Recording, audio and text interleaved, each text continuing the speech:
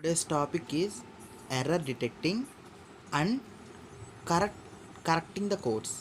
అంటే for example ఒక X అనే అబ్బాయి ఒక మెసేజ్ని పంపించారు వైకి. ఆయన పంపించిన మెసేజ్ ఏంటంటే 1011, కానీ వాళ్ళకి వెళ్ళిన మెసేజ్ ఏమో 1001. సో ఇక్కడ వాళ్ళు పంపించిన మెసేజ్ అనేది తప్పుగా వెళ్ళింది.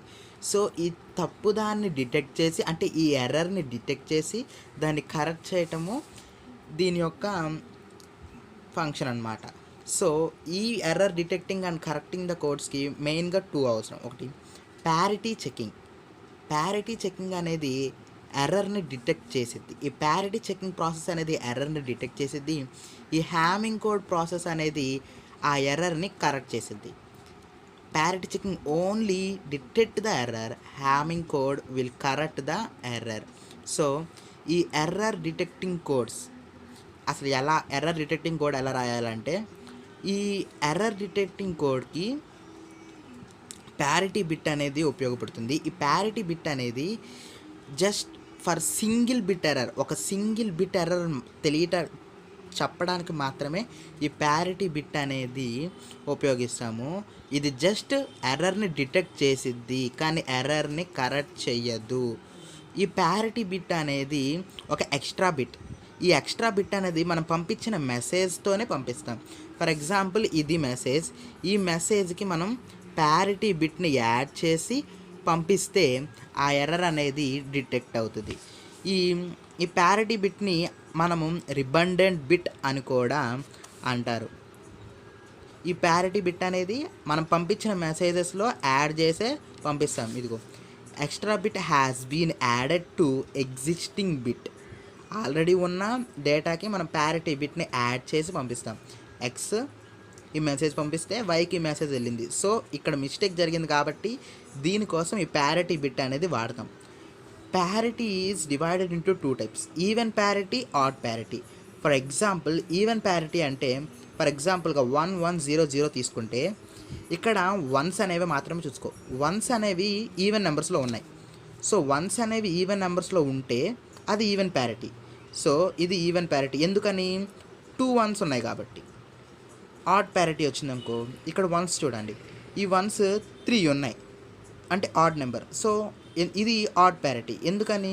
ఇక్కడ 3 వన్స్ ఉన్నాయి కాబట్టి. సో ఈవెన్ ప్యారిటీ అంటే వన్స్ అనేవి ఈవెన్ నెంబర్లో ఉండాలి, ఆడ్ ప్యారిటీ అంటే వన్స్ అనేవి ఆడ్ నెంబర్లో ఉండాలి. నా ఇప్పుడు ప్యారిటీ టేబుల్ మీరు చూద్దాం. వర్డ్ ఆఫ్ 4 బిట్స్ అంటే 4 బిట్స్ తీసుకుందాం. ఫర్ ఎగ్జాంపుల్ ఇది 1248. Okay, 1248. Now parity bit even, parity bit odd. మనం ఇంత డిసైడ్ చేసినట్టు ప్యారిటీ అనేది ఈవెన్ ప్యారిటీ ఉంటుంది, ఆడ్ ప్యారిటీ ఉంటుంది. సో ఆ ప్యారిటీ బిట్ అనేది అసలు even parity bit, odd parity bit కూడా మనం చెప్పాలి. సో అందుకని ఇక్కడ ప్యారిటీ ఈవెన్, ప్యారిటీ ఆడ్, ఇది చాలా సింపుల్, ఈజీగా నేర్చుకోవచ్చు. ఇక్కడ 0000 డెసిమల్ వాల్యూ ఇక్కడ 0. ఈ 0కి ఇది ఈవెన్ ప్యారిటీయా ఆడ్ ప్యారిటీయా అని ఎలా చెప్పచ్చు అంటే, ఫర్ ఎగ్జాంపుల్ మనం దీనికి ఒక 1 యాడ్ చేసామనుకోండి, ఇది ఈవెన్ అయిద్దా? అవ్వదు. ఎందుకని? 1 అంటే 1 ఒక్కటే ఉంది కాబట్టి అది ఆడ్ అయ్యిద్ది. సో 1 యాడ్ చేసినా కూడా ఇది ఈవెన్ ప్యారిటీ అవ్వదు కాబట్టి parity bit, even parity bit అనేది 0. కానీ 1 యాడ్ చేస్తే ఇది ఈవెన్ ఆడ్ ప్యారిటీ అయ్యిద్ది కాబట్టి 1. ఎంత యాడ్ చేస్తే ఆడ్ ప్యారిటీ అయ్యిద్దో అది ఇక్కడ రాయాలి. 1 యాడ్ చేయడం వల్ల ఇక్కడ ఆడ్ ప్యారిటీ అయ్యింది కాబట్టి 1. 1 యాడ్ చేసిన ఈవెన్ ప్యారిటీ అవ్వదు కాబట్టి 0. ఇక్కడ ఇది 1, డెసిమల్ వాల్యూ 1, 0001. ఇక్కడ ఆల్రెడీ 1 ఉంది. ఈ 1కి ఇంకో 1 యాడ్ చేసాము ఇంకో 2 వన్స్ వస్తాయి. 2 వన్స్ వచ్చినప్పుడు ఇదే ప్యారిటీ అయ్యిద్ది, ఈవెన్ ప్యారిటీ అయ్యిద్ది. ఎందుకంటే 2 వన్స్ ఈవెన్ నెంబర్ ఉన్నాయి కాబట్టి. సో 1 యాడ్ చేయటం వల్ల ఈవెన్ ప్యారిటీ వచ్చింది కాబట్టి 1. ఇక్కడ ఇంకో 1, ఈ 1 యాడ్ చేస్తే అది ఈవెన్ ప్యారిటీ అయిపోతుంది, ఆడ్ ప్యారిటీ అవ్వట్లేదు కాబట్టి ఇక 1 యాడ్ చేసిన వాడు చెప్పిన ఉపయోగం లేదు కాబట్టి 0. ఇక్కడ కూడా మళ్ళీ 1 ఉంది, మళ్ళీ 1 యాడ్ చేస్తే ఇది ఈవెన్ ప్యారిటీ అయ్యిద్ది. సో 1 యాడ్ చేయడం వల్ల ఇది ఈవెన్ ప్యారిటీ అయింది. ఇక్కడ 1 యాడ్ చేసి ఇది ఈవెన్ ప్యారిటీ అయింది కాబట్టి ఆడ్ 0. ఇక్కడ 2 వన్స్ ఉన్నాయి, ఆల్రెడీ ఇది ఈవెన్ ప్యారిటీ, సో మనం ఏం యాడ్ చేయవసరంలా, సో ఇది 0. ఇక్కడ 2 1s ఉన్నాయి, 1 యాడ్ చేస్తే ఈ ఆడ్ ప్యారిటీ అయింది. సో 1 యాడ్ చేయడం వల్ల ఆడ్ ప్యారిటీ అయింది. ఇది చాలా ఈజీయే, కాకపోతే అర్థం చేసుకోవాలి. ఆల్రెడీ 2 1s ఉన్నాయి కాబట్టి ఈవెన్ ప్యారిటీయే. ఈవెన్ ప్యారిటీ కాబట్టి 1 యాడ్ చేయాల్సిన అవసరం లేదు కాబట్టి 0. 2 1s ఉన్నాయి, 1 యాడ్ చేస్తే ఆడ్ ప్యారిటీ వచ్చింది కాబట్టి ఇక్కడ 1. ఇక్కడ కూడా అంతే, 1 1 ఉంది, ఇంకో 1 యాడ్ చేస్తే ఈవెన్ ప్యారిటీ అయింది. సో 1 యాడ్ చేయడం వల్ల ఇది ఈవెన్ ప్యారిటీ అయింది. 1 యాడ్ చేస్తే ఈవెన్ ప్యారిటీ ఎలాగో అయిపోయింది కాబట్టి సో ఇది ఆడ్ ప్యారిటీ అనేది ఉండదు, 0. ఆల్రెడీ 2 1s ఉన్నాయి, ఇది ఈవెన్ ప్యారిటీయే, సో 1 యాడ్ అవుట్ చేయాల్సిన లేదు కాబట్టి 0. 2 1స్కి 1 యాడ్ చేస్తే ఆడ్ ప్యారిటీ అయింది కాబట్టి 1 ఇక్కడ ఆడ్. ఇక్కడ ఆల్రెడీ 3 1s ఉన్నాయి, సో ఇది odd parity. So odd parity దగ్గర 0 వేసేసుకుందాం. ఇక్కడ 3 1s ఉన్నాయి, ఇంకో 1 యాడ్ చేయడం వల్ల ఇది ఈవెన్ ప్యారిటీ అయింది కాబట్టి ఈ 1 అనేది ఇక్కడ యాడ్ చేస్తాం. ఇప్పుడు ఎగ్జాంపుల్గా చూద్దాం. 1 1 0 1 1 1 ఉంది, ఇది ఏ ప్యారిటీ? 1 2 3 4 5 5 1s ఉన్నాయి కాబట్టి 5 అనేది ఆడ్ నెంబర్ కాబట్టి ఇది ఆడ్ ప్యారిటీ. 1 1 0 0 1 1 0 ఇది ఏ ప్యారిటీ? 4 1s ఉన్నాయి కాబట్టి ఇది ఈవెన్ ప్యారిటీ. ఓకేనా? 4 1s ఉన్నాయి కాబట్టి ఇది ఈవెన్ ప్యారిటీ, 5 1s ఉన్నాయి కాబట్టి ఇది odd parity. Now Hamming code. Hamming code అనేది ఎర్రర్ని కరెక్ట్ చేసే కోడ్. ఇది కూడా సింగిల్ బిట్ కోడ్నే కరెక్ట్ చేసిద్ది. ఇది సెల్ఫ్ కరెక్టింగ్ కోడ్ అని కూడా అంటారు. ఈ హ్యామింగ్ కోడ్ని సెల్ఫ్ కరెక్టింగ్ కోడ్ అని కూడా అంటారు. ఇదేం చేసిద్ది అంటే ఎర్రర్ని డిటెక్ట్ చేయదు. ఎర్రర్ని డిటెక్ట్ చేసేది ఏంటి అంటే అది ప్యారిటీ బిట్ ఎర్రర్ని డిటెక్ట్ ద ఎర్రర్ కోడ్. కానీ ఈ హ్యామింగ్ కోడ్ అనేది ఎర్రర్ని డిటెక్ట్ చేయదు, ఓన్లీ ఎర్రర్ని కరెక్ట్ చేసేది. It will correct the error. So for example given message bit అనేది 0 1 0 1. క్వశ్చన్ ఎలా ఇచ్చారు? Example question, generate Hamming code for the given code 0 1 0 1. ఈ మెసేజ్ని పంపించడానికి హ్యామింగ్ కోడ్ని తయారు చేయండి అన్నాడు. మనం ఇందాక చదివినట్టు మనము ఫస్ట్ ఒక మెసేజ్ని రాంగ్గా వెళ్ళకుండా పంపించాలి అంటే మనము ప్యారిటీ కోడ్ని ప్లస్ మనం పంపించే మెసేజ్ని కలిపితే అది ఎర్రర్ అవ్వకుండా ఉండాలి. సో ఎన్ని ప్యారిటీ కోడ్స్ని అంటే ఎన్ని ప్యారిటీ బిట్సే కదా, ఎన్ని ప్యారిటీ బిట్స్ని మనం కలపాలి. మనం ఈ క్వశ్చన్లో చేయాల్సింది ఎన్ని ప్యారిటీ బిట్స్ని కలపాలి. సెకండ్ అనేది అది ఏ ప్లేస్లో కలపాలి, ఏ ప్లేస్లో కలపాలి. ఎందుకంటే 1 2 4 8 అంటే 0 1 0 1 ఇదో ఈ 4th ప్లేస్లో కలపాలా, 2nd ప్లేస్లో కలపాలా, 1st ప్లేస్లో కలపాలా, 8th ప్లేస్లో కలపాలా. ఈ ప్యారిటీ బిట్స్ని ఏ ప్లేస్లో కలపాలి వీటిల్లో. అండ్ థర్డ్ క్వశ్చన్ ఏంటంటే వాడెవడు ఆడ క్వశ్చన్ ఇచ్చేది ఇంతే, కానీ ఈ క్వశ్చన్లో మనం ఇవన్నీ కనిపెట్టాలి. నెక్స్ట్ థర్డ్ ప్లేస్ అంటే ఎలాంటి ప్యారిటీ బిట్స్ అంటే ఆ ప్యారిటీ బిట్స్ ఏమిటి, what are the parity bits, ఏ ప్యారిటీ బిట్స్ని అక్కడ కలపాలి అనేది మనము ఈ క్వశ్చన్లో ఫైండ్ అవుట్ చేస్తాం. ఫర్ ఎగ్జాంపుల్ ఆడిచ్చిన కోడ్ ఏంటిది, ఆడు పంపించే మెసేజ్ ఏంటన్నాడు 0 1 0 1 అనే కోడ్ ఇచ్చారు. సో అసలు దీనికి ఎన్ని బిట్స్ ఉన్నాయి, 1 2 3 4.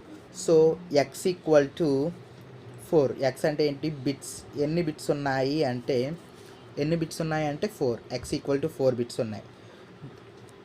ఎన్ని ప్యారిటీ బిట్స్ మనం పంపించాలో దానికి ఒక ఫార్ములా ఉంది. Number of parity బిట్స్కి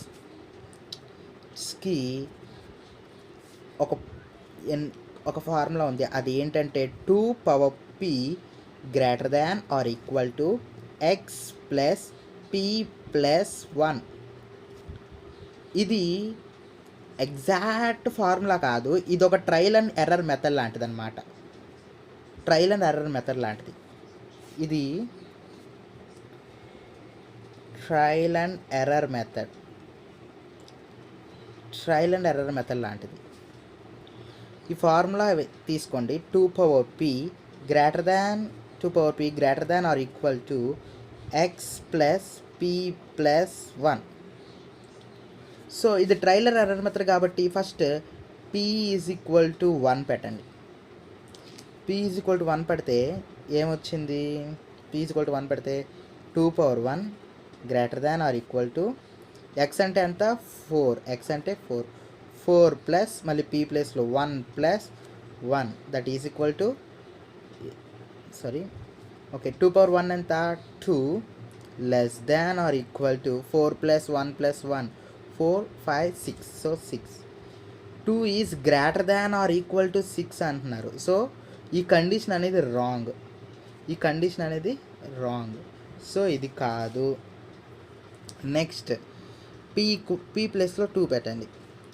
2p greater than or equal to x అంటే 4 ప్లస్ మళ్ళీ p అంటే 2 plus 1. So this implies 2p అనేది 4 greater than or equal to 4 plus 2 6 plus 1 7. 4 is greater than or 7 అంటున్నారు. So ఈ కండిషన్ కూడా wrong. Now p is equal to 3 పెట్టండి. 2p greater than or equal to 4 plus p means 3 plus 1 that equal to 2 cube 8 greater than or equal to 4 plus 3 plus 1. So 8 equal to 8 కాబట్టి ఈ condition అనేది true. p equal to ఎంత దగ్గర ఈ condition అనేది true వచ్చింది? 3 దగ్గర. So 3 parity బిట్స్ని మనము ఈ మెసేజ్కి ఏ మెసేజ్ 0101కి 0101 అనే దానికి మనం 3 ప్యారిటీ బిట్స్ని పంపించాలి. సో మనకు వచ్చేసింది ఏంటంటే number of parity bits equal to 3 అనేది వచ్చేసింది. సో నెక్స్ట్ కనిపెట్టాలంటే నెక్స్ట్ క్వశ్చన్ ఏంటంటే వేర్ ఆ ప్యారిటీ బిట్స్ అనేవి ఎక్కడ పెట్టాలి? సో నెక్స్ట్ 3 ప్యారిటీ బిట్స్ కాబట్టి మనకి 1 2 4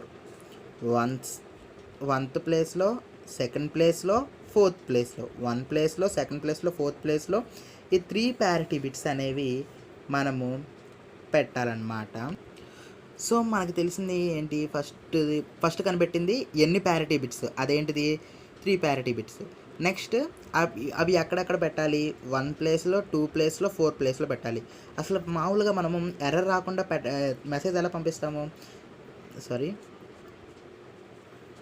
ప్యారిటీ బిట్ ప్లస్ మెసేజ్ని పంపిస్తాం. సో ఈ ప్యారిటీకి ఎన్ని బిట్స్ ఉన్నాయి? మొత్తం ప్యారిటీ బిట్స్ ఎన్ని పెట్టాలి? 3. ఈ మెసేజ్కి ఎన్ని బిట్స్ ఉన్నాయి? మెసేజ్కి 4 bits. So parity bits plus message bits equal to 4 plus 3 equal to 7. మొత్తం మనము సెండ్ చేయాల్సిన మెసేజ్లో ఎన్ని బిట్స్ ఉండాలి అంటే అవి మొత్తం 7 బిట్స్ ఉండాలి. So number of parity bits అనేవి 7 బిట్స్. అదే టోటల్ నెంబర్ ఆఫ్ అంటే ప్యారిటీ ప్లస్ మెసేజ్ని కలిపి పంపించే ఎన్ని బిట్స్ అంటే 7 బిట్స్. సో 1 బిట్ 2 3 4 5 6 7 బిట్స్ని పంపిస్తాం. మనం మామూలుగా 1ని బైనరీలో ఎలా రిప్రజెంట్ చేస్తాము? 0 0 1గా, 2ని 0 1 0గా, 3ని 0 1 1గా, 4ని 1 0 0గా, 5ని 1 0 1గా, 6ని 1 1 0గా, 7ని 1 1 1గా మనము బైనరీలో రిప్రజెంట్ చేస్తాము. సో ఫస్ట్ దగ్గర మనం ఏం పెట్టాలి? నెంబర్ ఆఫ్ ప్యారిటీ బిట్స్ని మొత్తం 3. అవి ఎక్కడెక్కడ ప్యారిటీ బిట్స్ అంటే ఫస్ట్ ప్లేస్ దగ్గర, సెకండ్ ప్లేస్ దగ్గర, 4th ప్లేస్ దగ్గర ప్యారిటీ బిట్స్ పెట్టాలి. సో ఇక్కడ ప్యారిటీ బిట్ P1 ఉంటుంది. సెకండ్ ప్లేస్ దగ్గర ప్యారిటీ బిట్ P2 ఉంటుంది. థర్డ్ ప్లేస్ కాకుండా 4th place. So 4th place దగ్గర ప్యారిటీ బిట్ P3 ఉంటుంది. P4 ఎందుకంటే 4th ప్లేస్ కాబట్టి P4. ఇక్కడ మామూలుగా మనం పంపించిన డేటా బిట్టే ఉంటుంది D3. ఇక్కడ మామూలుగా మనం పంపించిన డేటా బిట్ D5. అలాగే ఇక్కడ మనం పంపించిన మామూలు డేటా బిట్ D6, ఇక్కడ మనం పంపించిన డేటా బిట్ D7. సో ఈ first place, second place, fourth place దగ్గర మాత్రమే ప్యారిటీ బిట్స్ ఉంటాయి. మిగిలిన ప్లేస్లో మనం పంపించిన డేటా బిట్స్లో ఉంటాయి. మనం పంపించిన డేటా బిట్ ఏంటిది? 0101. ఈ డేటా బిట్ మనం పంపించాం.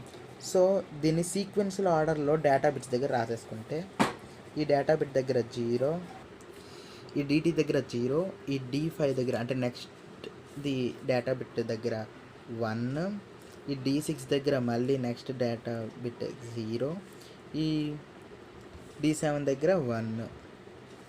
సో ఇది 1, ఇది 0, ఇది 1. ఇక్కడ P4 బిట్ అనేది మనకి తెలియదు కాబట్టి డాష్ పెట్టుకుందాం. P2 బిట్ అనేది మనకు తెలియదు కాబట్టి డాష్, P1 బిట్ అనేది మనకు తెలియదు కాబట్టి డాష్. ఇది మనం పంపించిన కోడ్ అనమాట. P1 ఇది మనకు తెలియదు కాబట్టి డాష్. సో ఇప్పుడు మనం 3 ప్యారిటీ బిట్స్ని మనం పెట్టాలి. అవేంటిది?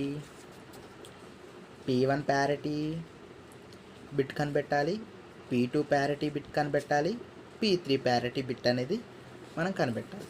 సారీ, P3 కాదు, P4 ప్యారిటీ బిట్ అనేది మనం కనిపెట్టాలి. So first P1 parity bit వద్దాం. ఇక్కడ 1 ఉంది. సో ఈ వన్స్ ప్లేస్లో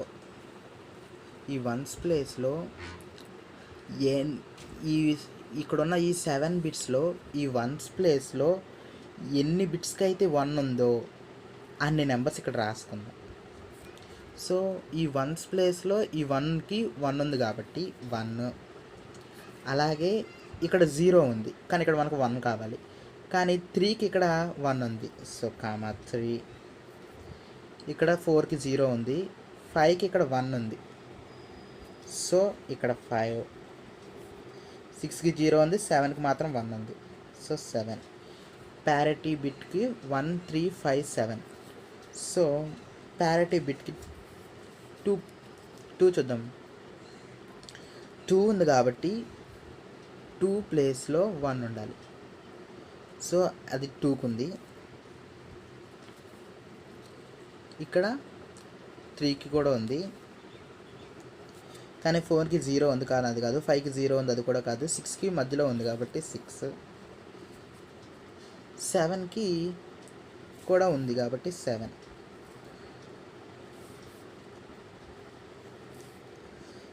ప్యారిటీ బిట్ 4 ఇది 3 ప్లేస్లో 1 ఉండాలన్నమాట. థర్డ్ ప్లేస్లో 1 ఉండాలి ఎందుకంటే ఇది 4 కదా, 1 2 4 కాబట్టి ఈ 4th ప్లేస్లో 1 ఉండాలి. సో ఇక్కడ 0 ఉంది, 1 కాదు, 2కి కూడా 0 ఉంది, 3కి కూడా 0 ఉంది, 4కి మాత్రం 1 ఉంది. 4కి 5కి 6కి 7కి 4కి 5కి 6కి 7కి మాత్రం 1 ఉన్నాయి కాబట్టి ఇక్కడ 4 5 6 7 తీసేసుకుందాం. మనం వీటికి వాల్యూస్ తీసేసుకుందాము. 1కి 1 వాల్యూ ఎంత? Parity bit. ఈ ప్యారిటీ బిట్ అంటే మనకు తెలియదు కాబట్టి డాష్ రాసుకుందాం. 3కి వాల్యూ ఎంత? 0. 5కి వాల్యూ ఎంత? 1. సారీ, కామ కాదు, డాష్ 0 1. 7కి మళ్ళీ వాల్యూ ఎంత? 1. సో ఇది పక్కన పెట్టండి. నెక్స్ట్ 2కి మళ్ళీ ప్యారిటీ బిట్ కాబట్టి డాష్. 3కి వాల్యూ 0. 6కి మళ్ళీ వాల్యూ 0. 7కి వాల్యూ 1. 4కి ప్యారిటీ బిట్ కాబట్టి డాష్. 5కి వాల్యూ 1. 6కి వాల్యూ 0. 7కి వాల్యూ 1. సో 7కి వాల్యూ 1. ఇప్పుడు ప్యారిటీ బిట్ అనేది 2గా డివైడ్ అయిందని చెప్పాను. ఒకటి ఈవెన్ ప్యారిటీ, ఇంకోటి ఆడ్ ప్యారిటీ. ఆడు క్వశ్చన్లో మనకి ఈవెన్ ప్యారిటీయో ఆడ్ ప్యారిటీయో మనకి ఇవ్వలేదు. సో మనం ఇక్కడ ఏదైనా డిసైడ్ చేసుకోవచ్చు. ఈ రెండిట్లో మనం ఏదైనా తీసుకోవచ్చు. ఈ ప్యారిటీ బిట్స్ అనేవి కూడా మళ్ళీ చెప్పాను కదా, అది ఈవెన్ ప్యారిటీ బిట్లో ఉండాలా ఆడ్ ప్యారిటీ బిట్లో ఉండాలో కూడా మనమే చూసుకోవాలి. సో ఇక్కడ ఈవెన్ తీసుకోవచ్చు, ఆడ్ తీసుకోవచ్చు. నేను ఇక్కడ ఈవెన్ తీసుకుంటున్నాను. ఇక్కడ ఉన్నాలన్నీ ఈవెన్ ప్యారిటీ బిట్లో ఉండాలనుకుంటున్నాను. సో ఇక్కడ ఆల్రెడీ 2 1s ఉన్నాయి. సో ఇది ఆల్రెడీ ఈవెన్ ప్యారిటీ బిట్టే కాబట్టి 0. ఇక్కడ ఒక 1 ఉంది. సో 1 ఇంకో 1 యాడ్ చేస్తే ఇది ఈవెన్ ప్యారిటీ బిట్ అయింది కాబట్టి 1. ఇక్కడ 2 1s ఉన్నాయి. సో ఇది ఆల్రెడీ అలాగో ఈవెన్ ప్యారిటీ బిట్టే కాబట్టి 0. So P1 value is equal to 1, P2 equal to 1, P1 is equal to 0, ఎందుకంటే అది ఈవెన్ ప్యారిటీ బిట్ కన్సిడర్ చేసుకున్నాం కాబట్టి దానికి 0. P2 అనేది 1, అలాగే P3 అనేది ఈక్వల్ టు 0. సో మొత్తంగా మనం డేటా సిగ్నల్ పంపించింది ఏంటి? ఈ P1 ప్లేస్లో 0, P2 ప్లేస్లో 1, D3 ప్లేస్లో ఆల్రెడీ ఎలాగో 0 ఉంది కాబట్టి 0, మళ్ళీ P4 ప్లేస్లో ఇది P4 ప్లేస్లో 0, మళ్ళీ D5 ప్లేస్లో 1, D6 ప్లేస్లో 0, D7 ప్లేస్లో 1. So 0 1. This is the signal. Error లేకుండా మనం పంపించిన సిగ్నల్ ఇది కాంబినేషన్ ఆఫ్ ప్యారిటీ బిట్